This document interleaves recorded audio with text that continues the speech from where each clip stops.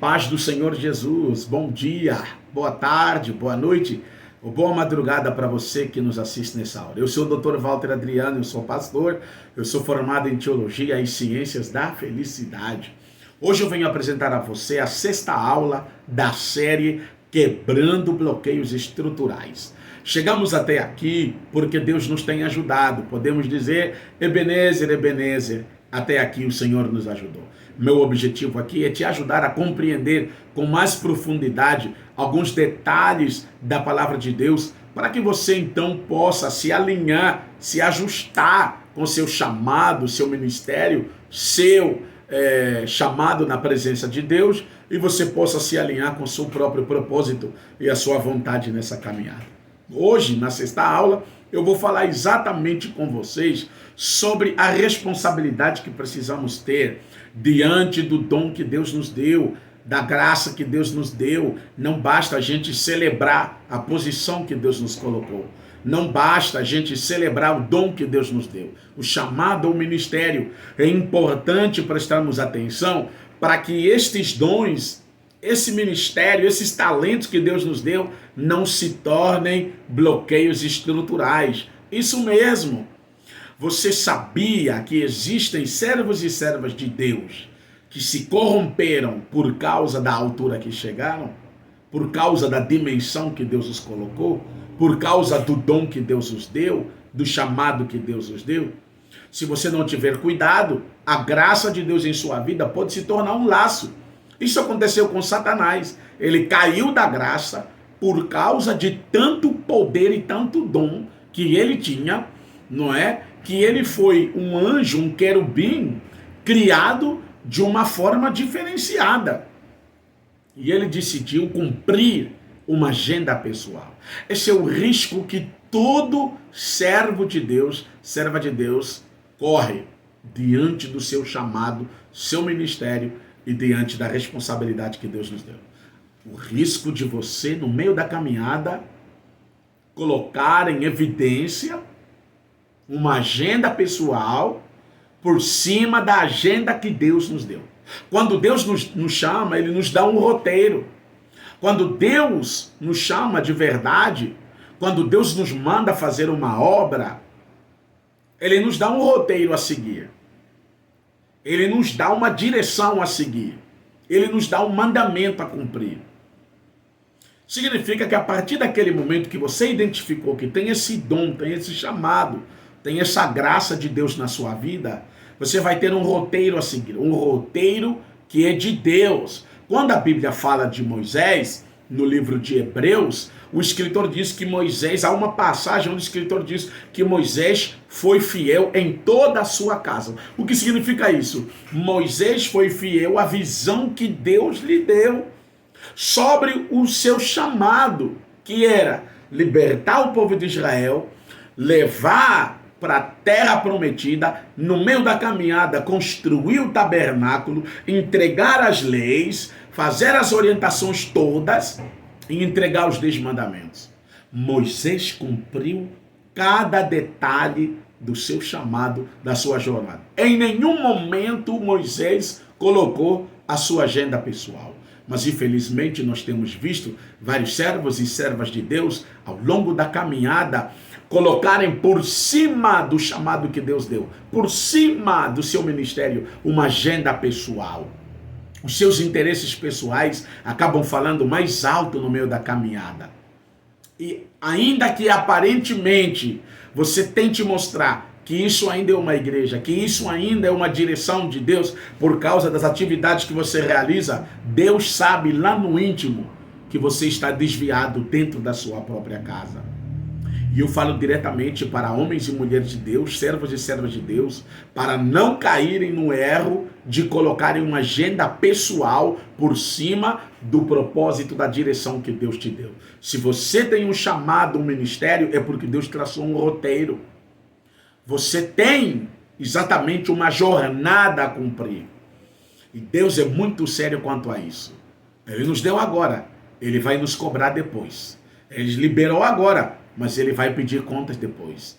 Mas temos que ter cuidado, para que o próprio dom, o próprio chamado, o próprio ministério não se torne um bloqueio estrutural na sua vida e você se perca e você caia da graça. Vamos ver o exemplo de Saul. Saul, que é um rei que em várias situações desobedeceu a Deus e ele acabou perdendo a posição, foi rejeitado por Deus e caiu da graça. Vamos ver o que aconteceu com Saul na primeira oportunidade. Ele foi consagrado por Samuel, o profeta. Isso nós podemos encontrar no capítulo 10 do primeiro livro de Samuel. Deus chamou ele, Deus levantou ele como reclamação do povo de Israel. Deus ungiu ele como rei, deu-lhe a graça, deu-lhe os recursos espirituais que ele precisava e Deus colocou o profeta ao lado dele para fazer a obra de Deus. Mas a Bíblia diz que em algumas situações Saul desobedeceu a Deus. Vejamos no 1 Samuel, capítulo 8, nós vemos que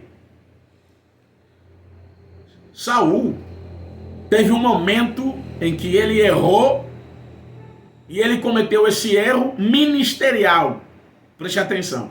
Alguns pecados que alguns líderes cometem não serão poupados. Por quê? Porque estão a cometer esses pecados dentro do ministério. E o ministério é sagrado. Você tem um roteiro para cumprir e de repente você sai da graça, acrescenta uma agenda pessoal que não é direção de Deus. Você quebra a justiça ministerial. Lembra que a Bíblia diz: buscar primeiro o reino de Deus, a sua justiça, e as demais coisas vos serão acrescentadas?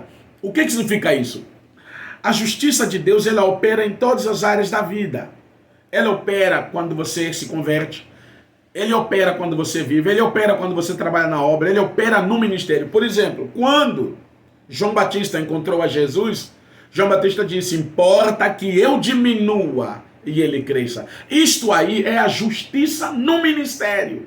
João Batista entendia exatamente até onde ia a graça que Deus deu a Cristo para o seu ministério como Messias e Salvador da humanidade, e até onde ia a graça que Deus deu a ele como profeta. Isso aí é a justiça ministerial. Ele é quem traz o fogo. Eu batizo com água, mas ele é do fogo. Isso é justiça ministerial. Ou seja, João Batista demonstra ser um conhecedor e um cara que respeita exatamente as delimitações que Deus deu ao ministério de cada um. Muitos obreiros, pastores, líderes vão ser cobrados porque não sabem disso, porque não respeitam isso, porque eles deixaram o dom fluir e o dom se tornou por laço. Entendeu? Porque eu tenho o dom de profetizar, eu vou romper com meu pastor, com chamado ou sem chamado, Deus mandando ou não, e eu vou porque eu tenho o dom. Porque eu sei a liturgia da igreja, eu sei administrar a igreja, eu sei o trabalho técnico da igreja. Então eu vou romper com a minha liderança, eu vou. Não importa se Deus chamou ou não. Porque, irmãos, quando Deus envia, Deus fala diretamente. Deus dá uma visão clara por que te chamou, por que está te enviando. Entendeu? Deus dá uma visão do princípio ao fim. Deus disse a Moisés: quando vocês tirar o povo de Israel, você vai estar me servindo nesse monte. Então Deus falou para ele: ó, tem um princípio, libertar o povo do Egito, tem um fim, me servir no Monte Sinai. É uma visão completa, com princípio e fim. Então olha o que aconteceu com Saul no capítulo 8 de 1 Samuel. Esperou 7 dias até ao tempo que Samuel determinara. Não vindo, porém, Samuel a Gilgal, o povo se espalhava. Versículo 9. Então disse Saul: trazei-me aqui um holocausto e ofertas pacíficas, e ofereceu o holocausto. Então é um grande problema, um problema muito sério. Ele, como rei, entrou agora no ministério de profeta. Ele não respeitou a justiça ministerial. Irmãos, líderes, cristãos que servem no altar, no ministério, não basta ter dom, não basta ter habilidade, não basta ter conhecimento, não basta ter capacidade técnica ou espiritual para administrar uma igreja. É preciso respeitar a justiça ministerial. Davi, por exemplo, não matou Saul quando teve oportunidade, porque era um jovem que entendia sobre justiça ministerial. Ele entendia que quando a unção foi derramada na cabeça de alguém, Deus começava com aquela pessoa e Deus terminava com a pessoa. Não deveria ser um homem a acabar com a vida de um homem ungido de Deus. Porque aí seria forçar ele a entrar no ministério. Vou matar Saul para ser rei, porque já me foi colocada a unção na cabeça. Não, ele respeitou que o próprio Deus permitisse que Saul morresse. Justiça no ministério. Hoje é muito raro. E a lição que eu estou dando agora aqui, essa lição número 6, é exatamente para líderes. Pessoas que estão no ministério, que estão também cheias de bloqueios. Mas por quê? Por causa dos seus dons, das suas habilidades. Ou seja, aquilo que é bom se tornou por laço. Entendeu? Aquilo que é bom se tornou por pedra de tropeço. Olha a loucura que Saul fez. Foi fazer sacrifício, que era uma obra restrita do profeta, que também era sacerdote. Ele não era contado em Israel como profeta, nem como sacerdote. Aliás, ele teve uma experiência, porque um dia entrou no meio dos profetas, e ele foi tomado por aquele espírito de revelação. E ele profetizou também. Mas o seu chamado não era para o profeta. O seu chamado era para rei. Nós sabemos que Davi era rei. Não era chamado para profeta. Mas Deus usou em muitos momentos dos Salmos. Davi profetizou. Ele praticamente, depois de Isaías, é a pessoa que mais fala sobre a vida e obra do Messias. Em seus Salmos. De tão adorador que ele era tomado por um espírito de revelação, mas ele nunca usurpou o papel do profeta. Tanto é que quando Natã desmascarou Davi pelo pecado que ele cometeu, meus irmãos, Davi, ele aceitou. Ele não se deixou levar pelo orgulho de ser rei e estar numa posição acima de todos no seu reinado. Mas Saul desobedeceu, fez o sacrifício. E o resultado, ele colheu. Ele colheu porque no versículo 13, disse Samuel a Saul: agiste neciamente, com ignorância, e não guardaste o mandamento que o Senhor teu Deus te deu. Porque agora o Senhor teria confirmado o seu reino sobre Israel para sempre. Ou seja, enquanto ele respeitava a justiça no ministério, ele não tinha nenhum bloqueio estrutural. Mas quando ele viu que Samuel não chegou para fazer o sacrifício e o povo está se dispersar, em vez de ele usar a autoridade do rei e mandar todo mundo permanecer no seu lugar, não, ele se exibiu. Você está entendendo? Deus favoreceu Saul no princípio do seu ministério e ele tomou aquilo como fonte de inspiração para exibir poder diante do povo. Olha, gente, vem cá. Samuel, por alguma razão, atrasou. Eu vou fazer o sacrifício. Cuidado.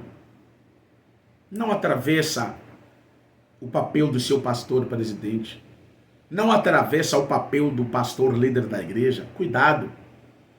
Ok? Precisamos respeitar. Precisamos entender o que significa justiça no ministério.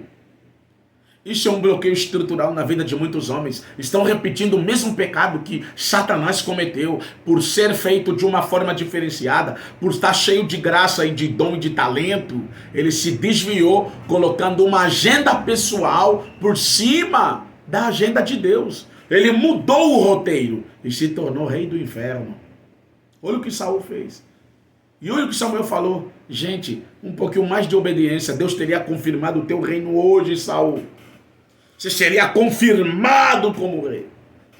Hoje seria a tua coroação. Todo mundo ia ver que você realmente é um rei colocado ali no trono por Deus. Mas infelizmente Deus o rejeitou. E não foi o único momento. Num segundo momento lá, Deus orientou a Saul, por exemplo, ali no capítulo 15 do 1 Samuel: vai, pois, agora e fere Amaleque e destrói totalmente tudo que ele tiver. E não lhes perdoes, porém matarás desde o homem até a mulher, desde os meninos até os de peito, desde os bois até as ovelhas e desde os camelos até os jumentos. Mata tudo, destrói tudo. Era um povo completamente pagão e qualquer resto deles contaminaria o povo de Israel. O que Saul fez? Capítulo 15, versículo 8. E tomou vivo a Agag. Deus mandou matar tudo. Tomou vivo a Agag, rei dos amalequitas. Porém a todo o povo destruiu ao fio da espada. Versículo 9. E Saul e o povo perdoaram a Agag, e ao melhor das ovelhas, das vacas, e as da segunda sorte, e os cordeiros, e ao melhor que havia. E não os quiseram destruir totalmente, porém toda a coisa vil e desprezível destruíram totalmente. Versículo 22, Samuel o profeta questiona ele, depois dele dizer que guardaram as vacas, os animais para adorar, para queimar incenso para Deus, porque o povo não quis destruir. Olha o que Samuel diz para ele no versículo 22. Tem porventura o Senhor tanto prazer em holocaustos e sacrifícios, como em que se obedeça a sua palavra? Eis que o obedecer é melhor que sacrificar, e o atender melhor do que gordura de carneiros. Versículo 23. Porque a rebelião é como o pecado de feitiçaria.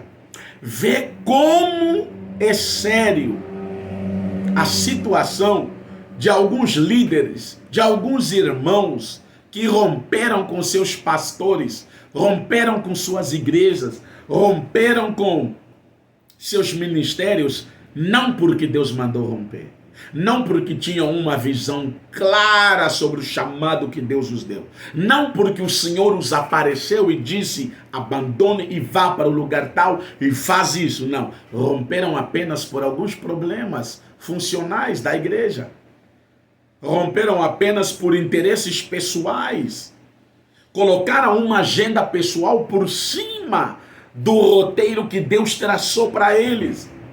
Repara que na Bíblia Deus sempre pegou o seu povo de um lado e plantou em algum lugar. Deus tirou Israel do Egito e plantou em Canaã. Olha aí. Deus tirou Abraão de Ur dos caldeus e plantou em Canaã. Querido, Deus vai plantar sempre você em algum lugar. Em alguma igreja, em alguma casa. Tem um pastor, tem a sua própria liderança. Respeite, ame. Chega dos interesses pessoais. Você vem para a igreja, aprende tudo e depois joga o seu interesse pessoal acima da liderança que te instruiu, que te discipulou. Quantos irmãos e irmãs serão julgados por Deus por não respeitarem a justiça ministerial e terem colocado seus interesses pessoais por cima dos interesses de Deus? Eu não estou aqui dizendo que todo mundo que saiu está nessa condição deturpada. Não, estou dizendo que no meio daqueles que rompem com suas lideranças, no meio daqueles que rompem com seus líderes e pastores, com suas igrejas, no meio daqueles que rompem com seus ministérios, há aqueles que não foram enviados por Deus, não foram levantados por Deus. Hoje é ministério, hoje está cheio, mas a Bíblia diz claramente, melhor é o fim das coisas do que o princípio. Nós vamos ver como esses ministérios vão terminar, vamos ver como esses pastores vão terminar sua carreira, vamos ver como eles vão lidar com situações de enfrentamento da guerra espiritual, quando o inimigo se levantar contra eles, vamos ver como eles vão administrar a obra de Deus quando enfrentarem os mesmos problemas que seus pastores enfrentaram. Meus irmãos, o chamado para o ministério é algo sagrado. O chamado para o ministério é algo muito sério. E esta lição número 7, Deus colocou exatamente no meu coração falar para os líderes, para os homens e mulheres de Deus que têm chamado e ministério, quando for para você sair, porque quando Deus te chama, você vai ter que sair de algum lugar, certo? Então não é pecado você ter saído de uma igreja, de um ministério, de um lugar, mas a maneira é como você saiu de lá. Você saiu na bênção, você saiu respeitando ou disparando para todo mundo. Você saiu criando problema. Você está entendendo? Quando Deus chamou Abraão, não precisou brigar com seu pai, simplesmente foi, despediu seu pai. Você está entendendo? Quando Deus ungiu a Davi, não precisou saindo brigar com seus irmãos que eu agora sou o melhor. Deus simplesmente confirmou que ele era o cara. Quando Golias se levantou. Então, homens e mulheres de Deus, quando são chamados e ungidos, precisam entender e respeitar a justiça no ministério. Nós temos muitos irmãos que deixaram de respeitar seus líderes, seus pastores, que são seus pais na fé, por conta de que Deus investiu neles uma graça diferente, o dom diferente. Querido, Deus não nos chamou para ser iguais. Aliás, você pode ser levantado por Deus de uma forma que você pode alcançar mais multidões, mais pessoas. Sua igreja pode crescer mais do que a de seu pastor principal, mas isso não é caso de você se arrogar e cair da graça por causa da vanglória. Vamos ter cuidado. Não vamos permitir que os dons que Deus investiu em nós se tornem bloqueios estruturais e a gente se vanglorie. Não vamos permitir que a sabedoria que a gente alcançou nos faça cair da graça, pensando que somos melhor do que todos e colocar a nossa agenda pessoal por cima do roteiro de Deus. Sabe, algumas pessoas na Bíblia caíram nesse erro, colocaram a sua agenda pessoal por cima do roteiro que Deus traçou para eles. Um deles é Pedro. Quando Jesus tinha que cumprir o seu roteiro e tinha que morrer na cruz, e ele foi pego pelos soldados, estava sendo guiado para ser crucificado, ele foi pego no Getsemane, o apóstolo Pedro pegou uma faca e cortou a orelha do moço. Ou seja, ele queria sair da agenda espiritual para uma agenda carnal. Queria agora agir na carne. Pegou um facão e cortou a orelha do cara. Jesus curou o homem e disse: Pedro, se eu quisesse, meu pai mandaria uma legião de anjos. Eu tenho que cumprir o meu roteiro ministerial. Eu tenho que ir, eu tenho que morrer na cruz. Essa é a justiça ministerial. Foi para isso que eu fui chamado. Eu tenho que cumprir com a minha jornada. Um outro também que caiu na graça, mas esse de verdade, foi Judas. Por causa do dinheiro, ele mudou as coisas no ministério. Ele colocou a sua agenda pessoal por cima do propósito de Deus. Deus queria que Judas fosse um apóstolo, um dos apóstolos, cheio da graça, do poder e do conhecimento de Deus, mas Judas queria ser endinheirado.